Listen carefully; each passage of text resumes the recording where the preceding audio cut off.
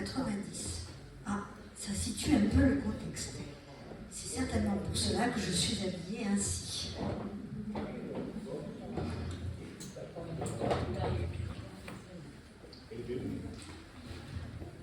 Ah, c'est un conte, une histoire. Nous sommes fin du 19e siècle, sur la place principale d'un village des Pyrénées en Bigorre.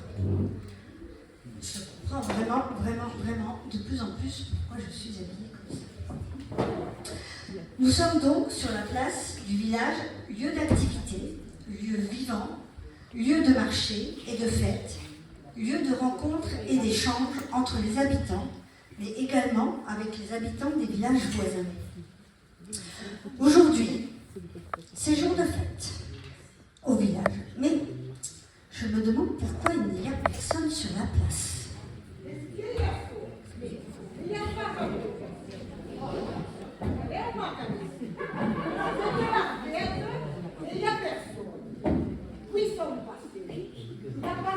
Je reviens d'aller faire le fouet, j'allais un samoulet, et l'autre terre.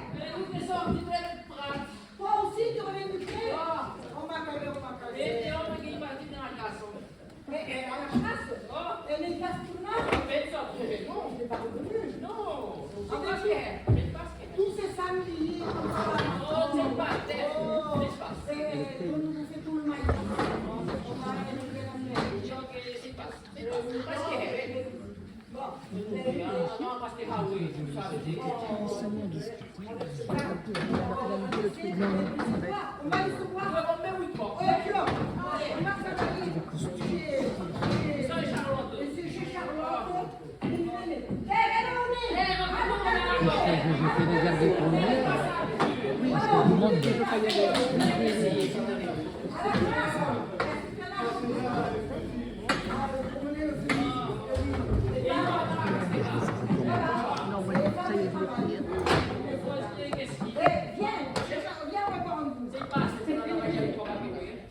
Allez, viens. Je ne connais pas trop gagner, mais on fait, on va y aller.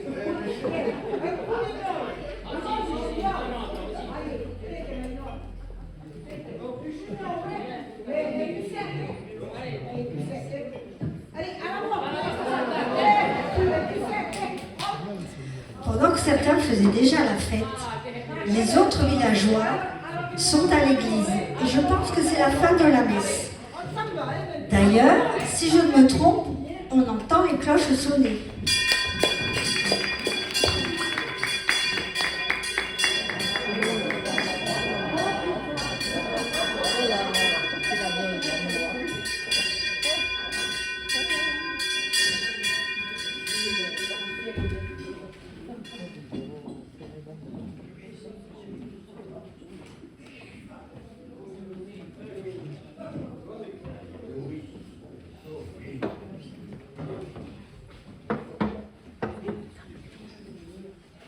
Voilà nos villageois qui sont sortis de la messe et vont vaquer à leurs occupations.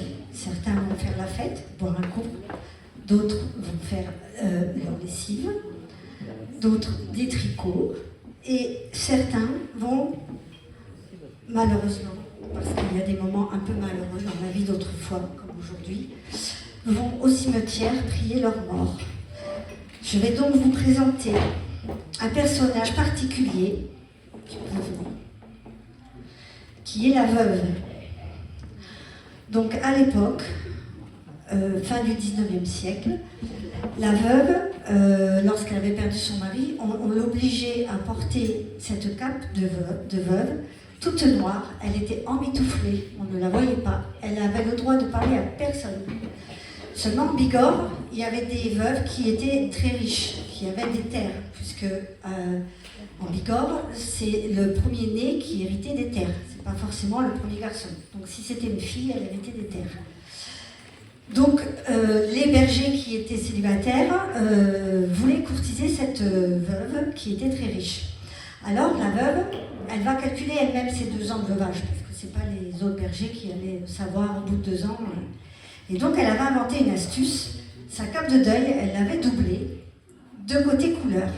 Et quand les 2 ans étaient passés, elle retournait sa cape et elle pouvait de nouveau être courtisée par des bergers.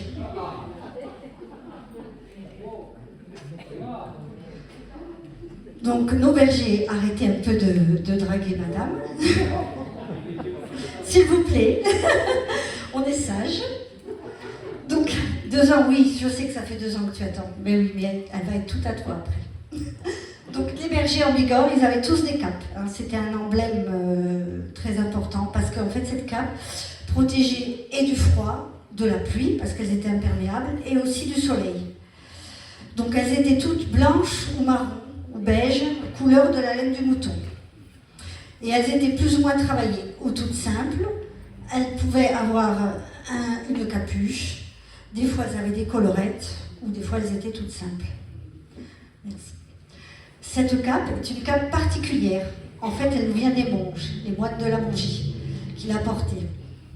Mais l'été, aux estives, quand il y avait des décès, les monges ne montaient pas jusqu'en haut pour faire les derniers sacrements. Donc ils avaient donné une cape comme ça, donc vous voyez, il y a la croix et il y a l'année, qui était donnée au chef berger. Et le chef berger était le seul habilité à donner les derniers sacrements. Je vais vous montrer une dernière cape. Où il est mon sac accompli?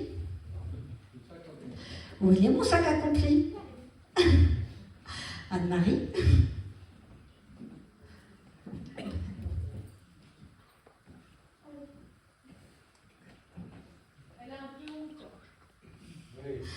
En fait, vous allez voir, cette demoiselle, quand elle sortait des... On obligeait cette demoiselle, quand elle sortait de la messe, ou qu'elle y allait, à porter ce sac. Donc c'est comme les capules, hein, sauf qu'elles sont un peu plus longues. Il est plus long, ça s'appelle un sac accompli. Et en fait, c'est une personne qui avait eu une conduite qui laissait à désirer. Donc à l'époque, certainement qu'il y a eu une liaison hors mariage. Autant vous dire qu'aujourd'hui, nous aurions beaucoup de sacs accomplis. Allez, file vilaine. File. Donc voilà, mais je crois que j'entends du bruit. Peut-être que nos voisins viennent nous rencontrer et nous faire la fête au village avec nous. C'est vrai? Ah, mais le monde arrive, oui. Quel monde arrive? Ah, des chats.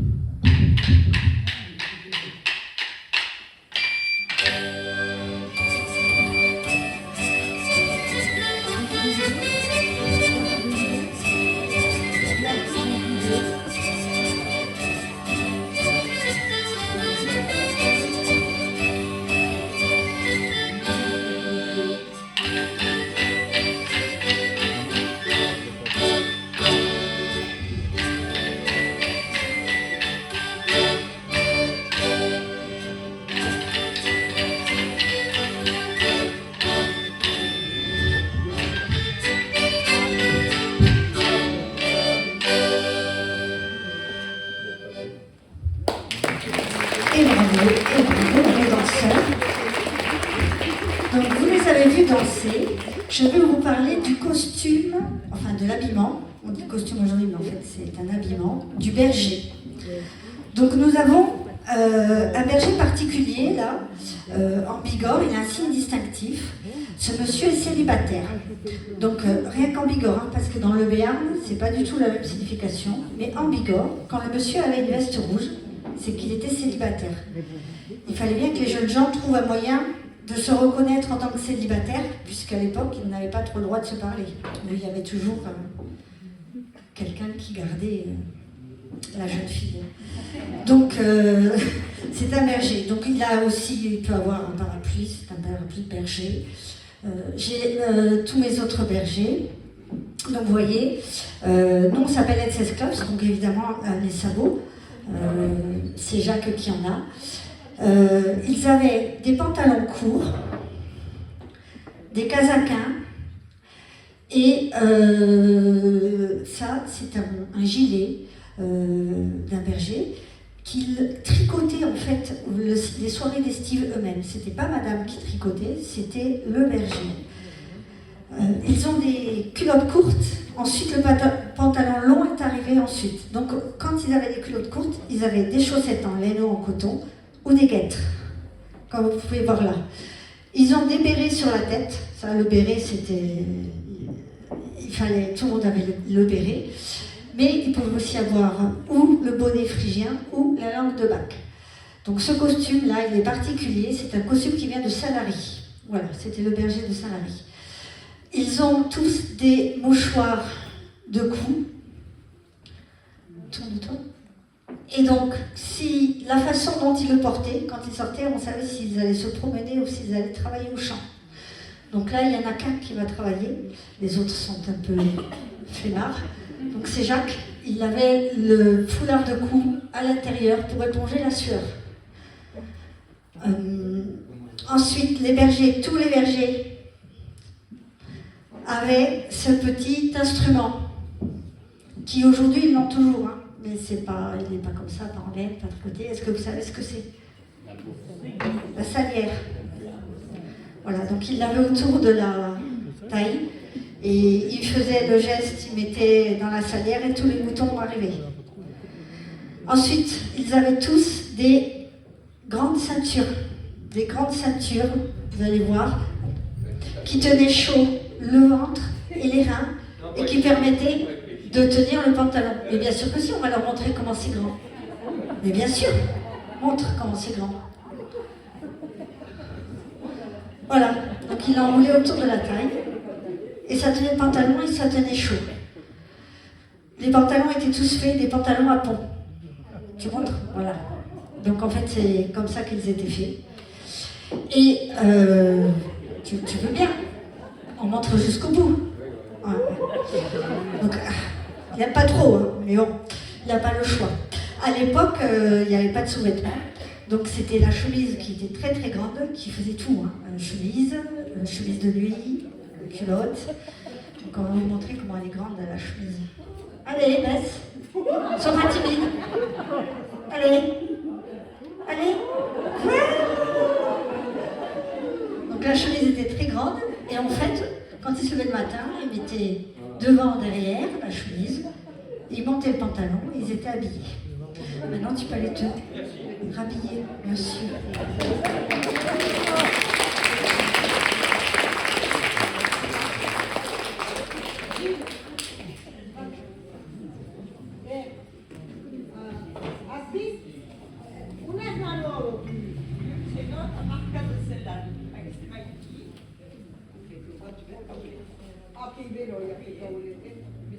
Qu'est-ce que tu vas me faire du souche-négo? Farci. Ah, le farci, évidemment. Oui, oui. Et tu vas aller manger le chou farci? Oh, oui. Et il boit un homme? Oui, oui. Et qu'est-ce que tu là, Maclo? Qu'est-ce que tu fais? Je tricote à Bernard. Ah, pour Bernard? Ah, oui, il calme, hein? Parce qu'il est au choc, hein? Et c'est la manche. Elle a commencé par la manche. Ah, c'est qui la mogno? C'est la manche. E tu has visto a Mati? Che l'has visto tu a Mati? Io?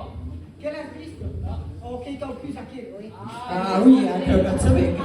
Che t'ho chiuso a chiedo, eh? Praticamente, sapete che la sbagliare, il faut la surveiller, comme le sur le feu. Elle est quelqu'un. E poi sei il nonno di Gianni. Ah oui, t'as vu le genre? Ah oui, lui c'est qui Maurice Petit. Maurice Petit. C'est des millions. D'où il est? Des millions. Ah, de Brésilien, il vend des choux comme E ça. lo squadro. Ah, c'est dans son jardin. E non come da succo. Ah bon, Hélène va faire un pensi con la cavale, sì. Ah, sì, là. Et alors, la lavandière? Ah, et ben dans ça? Eh oui, mais notre lavandière, elle ne vient pas. Ah, Marguerite. Oh, mais c'est pas possible. C'est impossible. Il y a des raccommodages aussi. Vous avez encore un petit radeau pour nous, s'il vous plaît? Alors, un radeau encore, oui. Oh, ben oui, hein. Ah oui, oui, oui. Asbis a che simile si chiama Sao. Sono più belli. On pourrait y aller. Oh non, non va le couler. Oh, c'est La carmagnola. C'est pas bon la pompe.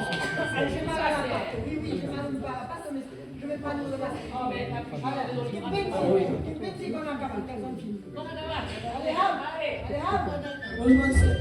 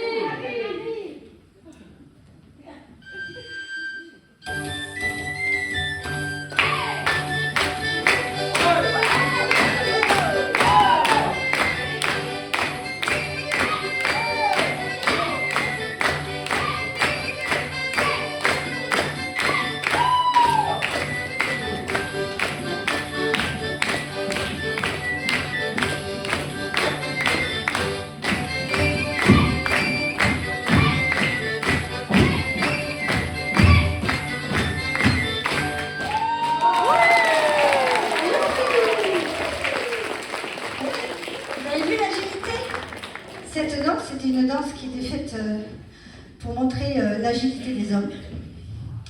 Et donc, en fait, ils se jetaient un défi, et celui qui dansait le mieux gagnait les faveurs de la demoiselle. Aujourd'hui, en 2024, on a décidé que les femmes étaient tout aussi habiles que ces messieurs. Donc, vous avez vu, les jeunes filles ont très bien dansé. Bon, je pense que le pari a été perdu, même si elle a été très douée et qu'elle s'est donnée à fond. Un petit peu par Anne-Marie. Et alors, notre Jackie nationale qui, lui, a abandonné. Donc, vous n'avez pas gagné les faveurs des jeunes filles. Ah oui, d'accord. D'accord. Donc, du coup, je vais vous montrer, enfin, je vais vous expliquer comment étaient habillées nos bergères à l'époque. Donc, elles ont toutes sur elles ou une jupe ou une robe. Donc, celles qui ont une robe, elles ont une robe. Et celles qui ont une jupe, montre. Celles qui ont une jupe, elles ont dessus, comme Anne-Marie et comme Delphine, des casabés. Voilà, de vestes en fait qu'on appelle casabés. Donc en fait elles étaient toutes en laine ou en coton pour les robes d'été. Donc ici vous avez des robes d'été et là vous avez des robes d'hiver. Avant de vous présenter en détail, je vais vous présenter la jeune fille qui est ici en bas à gauche, qui elle en fait elle est particulière, c'est une boulangère. C'est pour ça qu'elle a un fichu blanc sur la tête et un tablier blanc pour la farine. Enfin, à l'époque, il y avait quand même l'hygiène était là, et donc elles étaient habillées comme ça, tout en blanc, pour éviter d'avoir de la farine partout. Merci mademoiselle. Et ensuite après, elle a le costume comme toutes les bergères. Donc en fait, elles ont sur les jupes et les robes un grand tablier débordable. Donc ce tablier est très grand, il recouvre la robe, d'une pour la protéger, parce qu'en Bigorre, comme je vous disais, elles n'étaient pas très riches, donc elles n'avaient pas, comme aujourd'hui, une garde-robe pleine. Hein, donc du coup, elles devaient en avoir, je ne sais pas, peut-être 3, 4, enfin 2 d'hiver, 2 d'été, mais pas grand-chose. Donc du coup, elles ont des astuces quand même, je vais vous montrer pour les garder et les protéger. Donc le premier, le tablier. Mais en plus, le tablier portait aussi les charges. Des légumes, enfin c'est ça, le journal, voilà. Donc comme je vous disais, elles sont évolutives ces jupes et ces robes. Dessous, il y a la jupe et la robe, et en fait ici, vous avez des plis plats à l'avant. Ces plis plats, elles étaient faits au départ, et quand elles étaient enceintes, en fait, au lieu de changer de robe, elles défaisaient les plis plats. Et quand elles avaient mis au monde le bébé et qu'elles avaient perdu du poids, elles refaisaient les plis plats. Elles ont aussi des galons en bas de la robe pour protéger, parce qu'avec le frottement des sabots, ça abîmait. Et souvent aussi, elles mettaient un tissu comme ça aussi, en ourlet, à l'intérieur, pour protéger. Ensuite, celle-ci, elle a grandi. Celle-ci, elle n'a pas encore rapetissé. Celle-ci, elle n'a pas encore grandi. Il y a un limite, un pli. Vous voyez, devant. Donc c'est pareil, elle faisait un pli. Quand elle grandissait, elle défaisait le pli. Et quand elle prenait de l'âge et qu'elle rapetisse, on dit, je crois, oui, elle refaisait le pli. Derrière, elles ont des godrons. Alors ça, c'est plus de la coquetterie. En fait, elles voyaient nos Parisiennes arriver prendre les eaux dans les termes, et elles avaient toutes des gros culs à l'époque. Et donc, nos paysannes ont voulu un peu imiter. Et donc, elles ont trouvé cette astuce, elles ont fait plein de plis là. Donc, en fait, on y met une phalange de doigts. Et autour de la taille, en fait, elles ont 8 mètres de tissu. Voilà.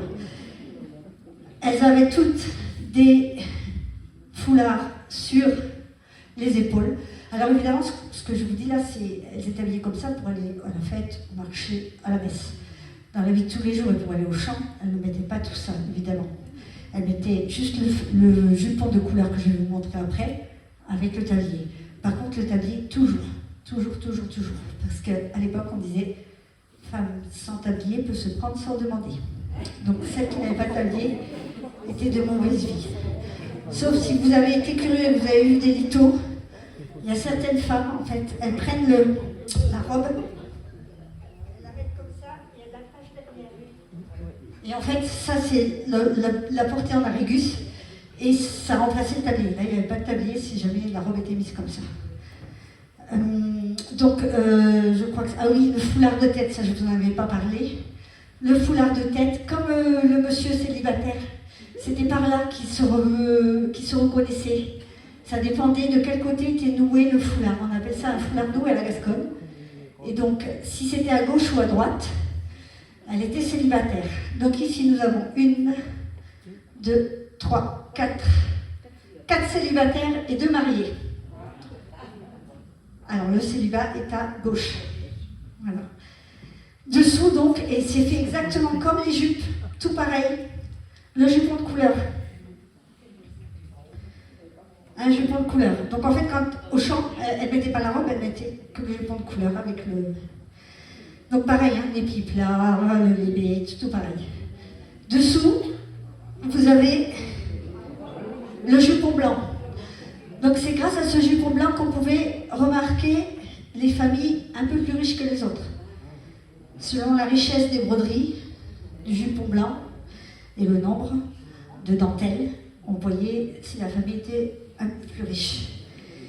Et dessous, parce qu'elles avaient des sous-vêtements par contre, ces dames, le pantalon de l'époque, le panty comme on dit en français, mais ici on l'appelle le pichaubrette. Donc je ne vais pas vous le traduire, ce serait peut-être un affront. Donc ces dames, quand elles avaient envie de faire pipi, en fait il était fendu. Hein, bon, elle l'a fendu. Voilà. Nous on les a tous cousus pour danser sur scène. Bon, Anne-Marie elle préfère rester comme ça. Et donc en fait, quand elles avaient envie de faire pipi, donc elles avaient leur robe baissée, non, donc voilà, bon peut-être qu'elles se soulevaient un peu écartées pour pas... Et puis elles écartaient les jambes et elles faisaient pipi là où elles étaient. Voilà. Oh! Une petite danse.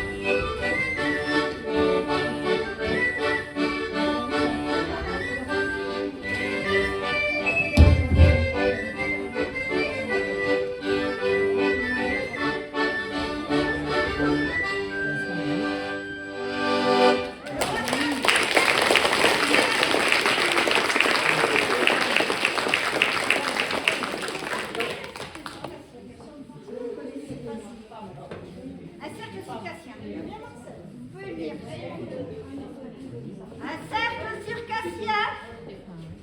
Non, attends. Ouais, je suis sûre qu'elle va venir passer à table. Voilà, comme elle entend pas, elle va venir passer à table. Allez, parfait. Allez. Regardez bien si vous avez un garçon, une fille, un garçon, une fille, s'il vous plaît.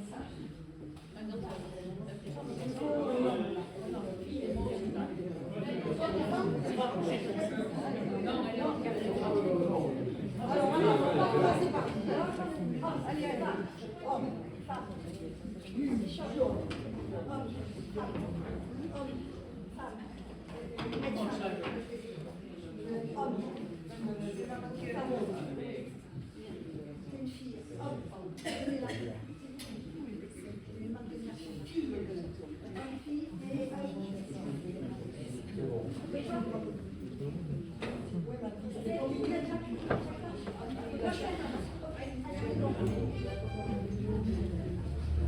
Laissez-vous guider, vous allez voir, c'est facile. C'est que des paroles.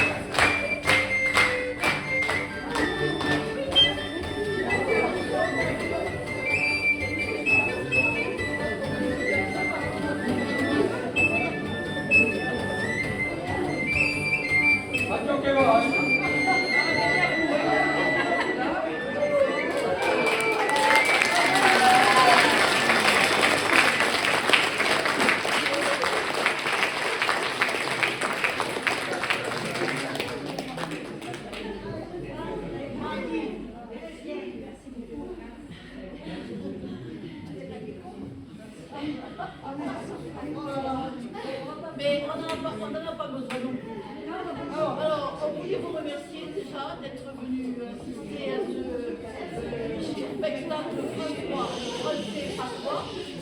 Alors, est-ce que vous arrivez à remercier à tous d'être minutes? Veillez-vous. Vous avez remercié à tous. Allez, Hélène, Mais on nous entend quand même. Vous avez eu une nouvelle version et facette du spectacle que l'on propose. D'habitude, vous aviez l'habitude d'avoir un spectacle plutôt comique. Vous l'aurez l'année prochaine. Cette année, on a voulu le faire un peu plus culturel. J'espère que ça vous a plu. Mais ça n'a pas été facile. Nous l'avons fait aussi grâce aux Esclopes, qui ont été un partenariat particulièrement sympathique, agréable. Ça nous a rebasculé dans des danses d'avant, puisqu'il y avait quand même des membres de l'association qui se sont donné les moyens d'aller faire des répétitions à table pour apprendre la danse. Voilà. Vamos.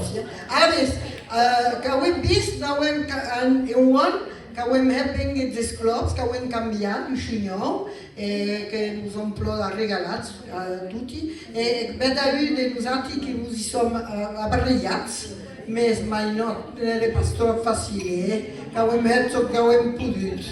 Bon, je passe la parole à elle. Alors par là même, nous remercions bien sûr la municipalité de Guchen qui nous a prêté cette salle. Nous saluons aussi la présence de monsieur le maire d'Olon, qui a été l'unique, pourtant tous invités, mais l'unique présent, et on lui a remercié. Nous avons également à saluer la présence de certains éléments, ils sont quand même une bonne dizaine, de l'EHPAD de Guchen, qui joue maintenant l'ouverture de sa mission, et effectivement c'est avec plaisir que nous avons accueilli ces messieurs de la maison de retraite. D'habitude on ne les voyait pas, ils étaient enfermés, là maintenant ils sont dehors grâce à notre association aussi.